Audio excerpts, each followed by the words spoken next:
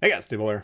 Today we're checking out the campaign reward ship, the other campaign reward ship option at least, Marco Polo Tier 8 Italian battleship. I got Yachino there with Scharnhorst, which is a dispersion commander, and Von Essen, Dimitri Dewey, we call him in the business.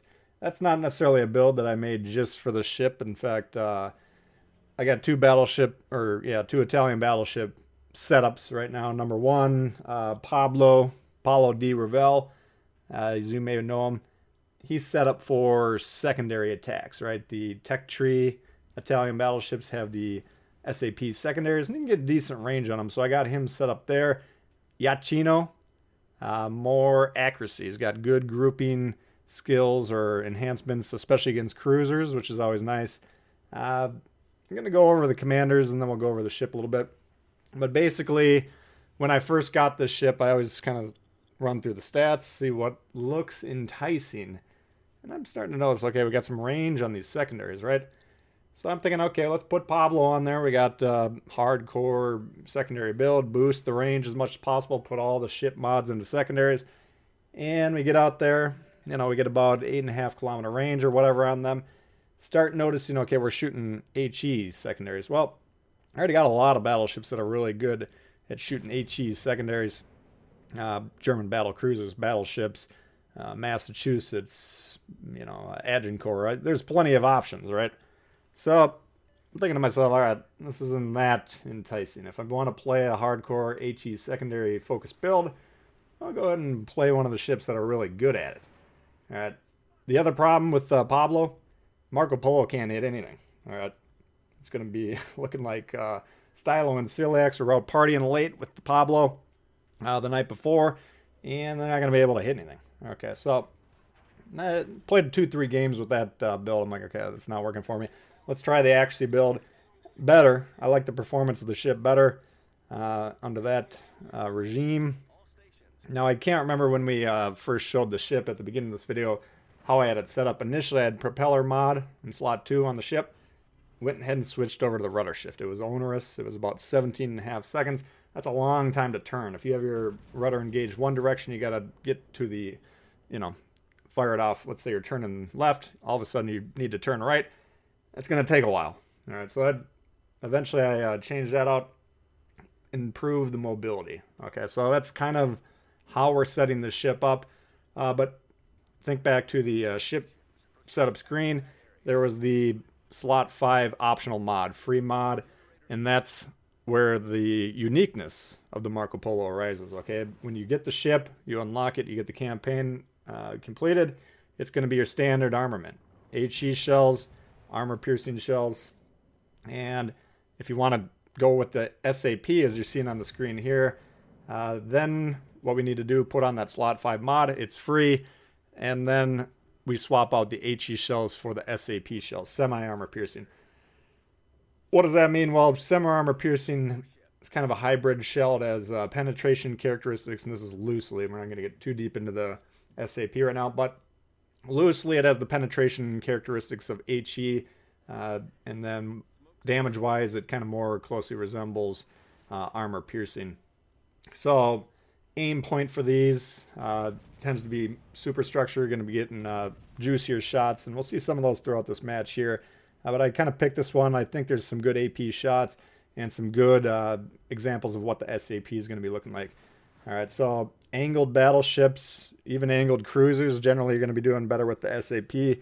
The SAP, depending on the destroyer and the hit you can get, it can be pretty vicious, but it's not earth-shattering. Like if you play the Duca di Costa, the Tier 5 Italian cruiser, for instance, or the Tier 3, what is it, the Black Friday version of whatever the Tier 3 Italian battleship is. That has option to put in SAP on the main guns as well. Those ships actually just shred those destroyers. Now, it could be lower health pools, different armor schemes at the lower tiers. But jumping into this one, I was expecting the devastating anti-destroyer characteristics of the main guns. Haven't really noticed it yet. I've played about 15 games in this ship.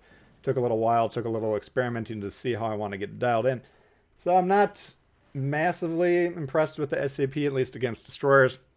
It's a good, reliable shell especially against battleships, right? They're going to have a harder time defending. And if you get good, robust hits, a lot of the shells are hitting, you can get 10, 12, 15,000 type damage shots. But the key to this ship and the other option for the campaign, Marlborough, it's going to be active shell selection, right? The Marlborough, if you think back to my review, I'm advocating playing a lot more HE or AP out of that than probably most of the other reviewers are going to say. A lot of people, even you guys, when you unlock the battleship, you'll be tempted to only shoot HE. That's fine. It's a good, reliable result with that, but you don't really get that optional spike damage. Ever got access to broadsides, battleships in particular, well, the AP is still going to be devastating. Same thing with this one. We want to be getting the AP involved when the situation is appropriate. But the key difference between the two, the Marlborough reload much shorter. I think it's about 22 seconds, give or take off the top of my head. This one, base without the SAP option, 32 seconds. If you load on the SAP option, it actually goes up to, I believe, 36 seconds. Maybe we'll get a chance to see a hit on this Friesland. Maybe, maybe not. We'll see if we can hit them. Yeah, decent. Okay, so I mean, I'm not noticing a lot of difference there between that hit and an AP shell hit, right? The damage output is roughly the same. You know, again, okay, we're only hitting one shell per salvo there, but it's not devastating. Oh my God, you know, as a destroyer player, I wouldn't necessarily be massively afraid of this thing, especially at range, because it's going to have a hard time hitting you. So anyway, getting back to my point with the shell selection, a lot easier to do on the Marlborough than the Marco Polo, because the idea is, okay, I fire this shot here, and then I need to predict immediately, right? If I fire the shot, pull the trigger, if I'm planning on switching to AP, I need to do it immediately, right? We can't get 10 seconds into the reload and then decide, yeah, okay, I'm going to actually switch the shells, because then we're adding the 10 seconds onto an already onerous reload. So you really have to be able to predict. You kind of have to know, reading the map in between the shots, understanding what I'm likely to encounter. Is this guy I'm planning on shooting look like he's going to angle against me or not? And that's tough to do when you have to do it over half a minute into the future. So I think this is a more difficult ship to play than the Marlborough. I don't think either of them are extremely easy, at least if you're trying to actively switch the shells back and forth. Here will be a good option, or look at the AP, right? We got a broadside main, predicted that he was going to be broadside. He actually hit the beach, and boom, there we go. Ripper there. So that's what I'm kind of talking about. You need to be able to recognize, okay, here comes a chance for a devastating shot with the AP. We better go ahead and get it, right? Because if we shoot SAP there, rather, sure, we might have gotten some decent damage, 10, 12, 15,000. I don't think it would have killed him. Is it going to change the outcome of this match? No, it's not looking good for red, is it?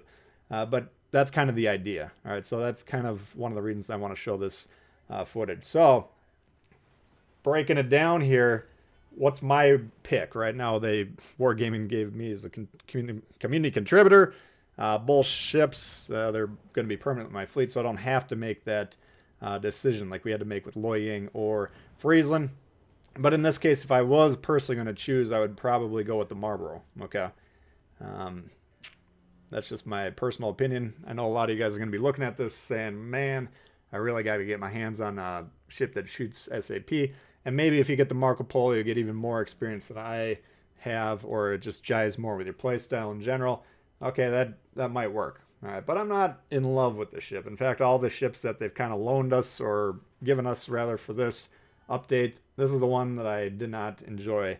I enjoyed it the least, I should say. So that's my opinion. Take it with a grain of salt if you want. Of course, everyone's going to get different results and different feels for different ships. So anyway, I'm interested to hear what you guys are planning on doing, though. In the comments, if you don't mind, let me know, because we've reviewed the Marlborough now. And if you didn't see that video, just go ahead and click on the channel when this one's over. And then recent videos, it should be the second or third most recent one. You can check that out, but I want to hear you guys in the comments after you've seen these ships now. What are you planning on getting? Because I'm kind of interested to see what the player base is interested in. So I'm just going to tell you straight up, I've never really had a massive damage game with this one. 80,000 in this. I think we wind up with about 90, 100K, whatever. 120,000. I mean, these are good games in the Marco Polo, at least in my experience so far. But just the difficulty of having the right shell in the right situation, you're going to find yourself saying, oh man, doesn't seem as vicious as I could imagine, especially with the accuracy issues. I don't know. It's just not sending a thrill in my leg. That's just straight up my opinion, and you guys can agree or disagree, but that's what I got for you. So we're closing in here on the Lexington, trying to close him out. Do have the AP loaded here. Now we'll see, it's an angled Lexington. High tier carriers tend to have decent armor. We'll see what kind of results we can get on them. Go ahead and fire the shot there. And keep in mind the accuracy on this build is going to be much better than Pod 1. Yeah. How's that actually look to you? Not great. I mean, granted, it's a 16-kilometer shot. We don't have, the highest Sigma guns in the game, but still, these aren't the type of shots that I'm digging. And if you like to play battleships at max range, which I know a lot of you guys do, I see you out there, you're not fooling me. I don't know if this is going to be the one. I think Marlborough's accuracy is a little bit better, especially if you're speccing for it. So that's probably going to be, the ship I would lean towards. Anyway, that's a look at the Marco Polo for you guys. Hopefully you did enjoy it. If you did, please hit the thumbs up. New to the channel, hey, consider subscribing. Lots of World of Warships coming for all the time. Questions, comments, leave them below. Love to hear from you, and we'll see y'all later. All right, peace.